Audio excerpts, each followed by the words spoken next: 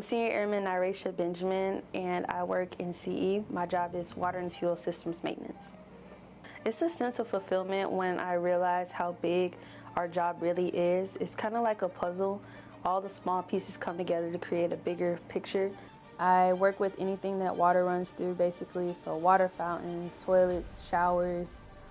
We go around different places at the base and collect different samples from different locations to make sure that the water has decent chlorine levels to make it safe for our personnel to use.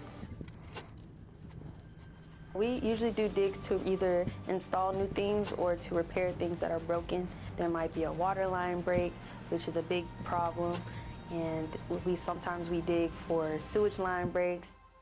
We also do fuel systems as well to make sure that we maintain the integrity of all the fuel systems for all our jets and planes in the Air Force. So we'll go to make sure diaphragms are working, make sure all the pumps are working properly. A lot of times people don't really appreciate the things they have until they don't have it. It makes me not take things for granted, like being afforded the opportunity or the privilege to be able to take a shower, or a warm shower at that, or being able to wash my hands properly. It's a sense of fulfillment just knowing that we're helping people out.